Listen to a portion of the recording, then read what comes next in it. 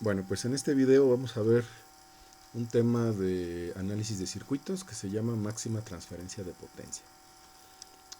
¿Para qué sirve o de dónde surge este tema? Bueno, miren, en muchas ocasiones cuando uno está diseñando un circuito, uno busca maximizar la transferencia de potencia hacia una carga. Esta carga se representa con una resistencia de carga. Este ejemplo aparece en muchas aplicaciones. Aquí les voy a comentar de dos. Por ejemplo, cuando tenemos una bocina y queremos diseñar un amplificador tal que el amplificador le entregue la máxima potencia a la bocina, pues utiliza este tema de máxima potencia de salida. O bien cuando tenemos un sensor conectado a un amplificador de instrumentación, pues lo que queremos es que haya el menor ruido posible del sensor hacia el amplificador de instrumentación. Entonces, aplicando también este procedimiento de determinar la máxima potencia de salida, podemos reducir el ruido en la medición. Eso solamente son dos de las muchas aplicaciones que tiene este tema. ¿Cómo se estudia? Bueno, entonces lo primero es que se hace un circuito equivalente para estudiar el problema. Ustedes ya saben que todo circuito eléctrico puede ser representado con un equivalente de Thevenin o un equivalente de Norton. El análisis está basado en el equivalente de Thevenin por simplicidad. Se podría hacer también con el equivalente de Norton, pero bueno, está hecho con el equivalente de Thevenin. Entonces voy a tener una resistencia que por lo pronto voy a suponer que es variable, es decir, que yo estoy diseñando un circuito y voy a suponer que puedo modificarla a gusto para lograr esa máxima transferencia de potencia. Defino dos nodos, dos terminales A y B, y lo que está a la derecha de estas terminales pues es mi carga, y lo que está a la izquierda va a ser un circuito que voy a representarlo con su equivalente de Thevenin. La potencia en un circuito de corriente directa es igual a voltaje por corriente, o bien el cuadrado de la corriente por la resistencia. Y aquí me conviene la corriente, representarla, calcular esta corriente que pasa por la carga. Me conviene, por ley de Ohm, escribirla mejor en esta forma, ¿no? Entonces escribo la corriente como el voltaje de Thevenin entre la suma de las dos resistencias, ya que están conectadas en serie. Y eso lo multiplico por la resistencia de carga y me va a dar la potencia que pasa por la resistencia de carga. Ahora, ¿cómo maximizo esa función? Pues miren, es fácil. Ustedes recordarán que teniendo una función, yo la puedo derivar una o dos veces, y el criterio de la primera derivada me dice dónde se encuentran los máximos o los mínimos de una función, y el criterio de la segunda derivada ya me dice si es máximo o si es mínimo el valor de esa función. Entonces tengo esta función, el voltaje de Thevenin y la resistencia de Thevenin son constantes, la que voy a suponer que puedo variar es la resistencia de carga, y le saco su derivada con respecto a la resistencia de carga, que es la única variable de la ecuación. Como tengo un cociente, voy a utilizar la fórmula de cociente, que aquí se las muestro. Voy a escoger a U como el numerador del cociente y a B como el denominador del cociente. Entonces, saco su derivada con respecto a resistencia de carga de U, saco su derivada de resistencia con respecto a la resistencia de carga de B, y sustituyo en la fórmula, y obtengo entonces la derivada de la potencia con respecto a la resistencia de carga. Es toda esta. Entonces voy a aplicar el criterio de la primera derivada, igualo a 0 la derivada, y de ahí determino qué condiciones me dan los máximos y mínimos de la función. Este denominador, al pasar multiplicando por 0, desaparece. Este elemento que tiene signo menos, pues lo paso al otro lado con signo más.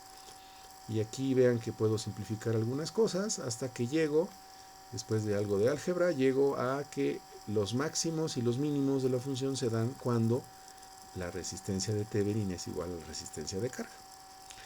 Tengo que aplicar ahora yo el criterio de la segunda derivada y determinar cuando la derivada se hace negativa, para determinar si esto es mínimo o es máximo. Como está un poquito largo, me voy a ahorrar, y yo lo que hice fue graficar la función.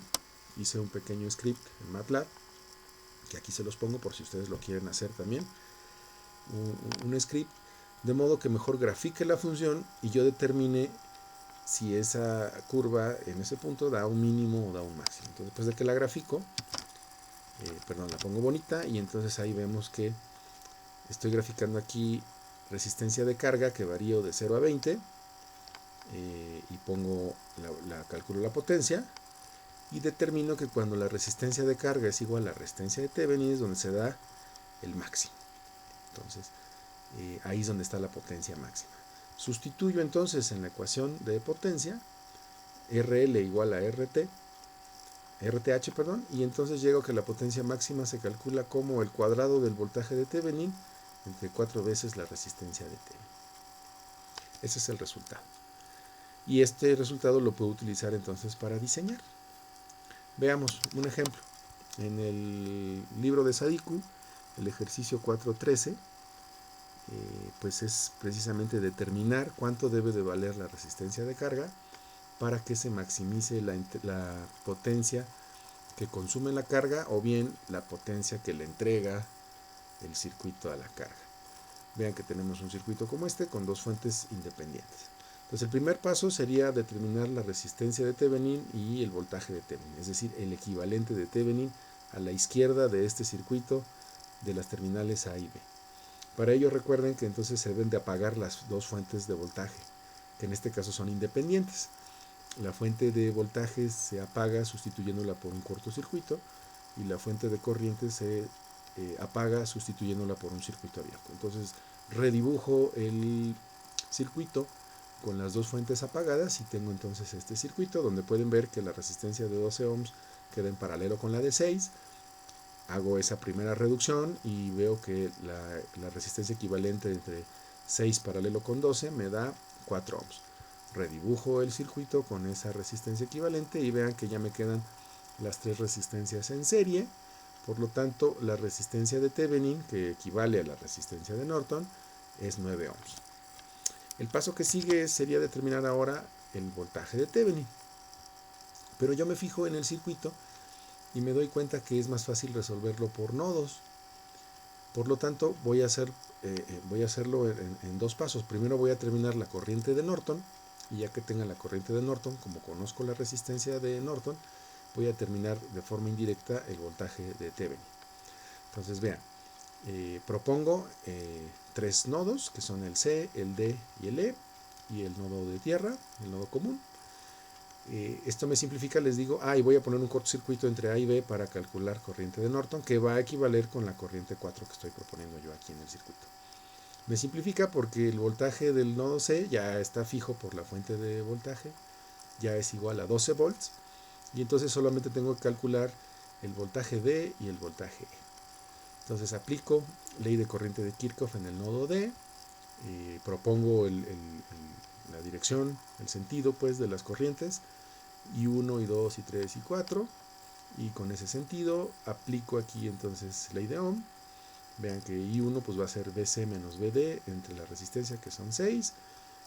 Para el siguiente, la corriente 2, pues va a ser BD menos 0 entre 12. ¿Por qué la pongo con signo menos? Porque sale la corriente del nodo. Y esta también sale, le pongo signo menos, BD menos B entre 3. Eso me da la corriente 3 y lo igual a 0. Y hago lo mismo exactamente, pero ahora con el nodo E. Y esta ecuación 2 pues es el resultado. Aquí esta corriente entra, la corriente de la fuente también entra, y la corriente 4 es la que sale, por eso tiene signo menos. Manipulo las dos ecuaciones y las llevo a su mínima expresión, y esta es la mínima expresión de la ecuación 1, y esta es la mínima expresión de la ecuación 2. Hago el sistema de 2 por 2, donde tengo las dos incógnitas que son BD y BE, resuelvo por el método que ustedes gusten, resuélvanlo y llego a este resultado. El voltaje del nodo D es 6.22 y el voltaje del nodo E es 4.88.